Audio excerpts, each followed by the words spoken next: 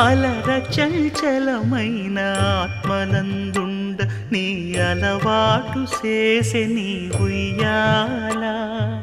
అలర చంచలమైన ఆత్మలందుండని అలవాటు చేసే నీ ఉయ్యాల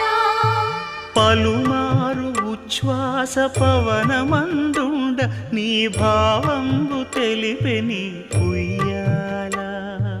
పలుమారు ఉచ్ఛ్వాస పవనమందుండని నీ భావంబు తెలిపే నీ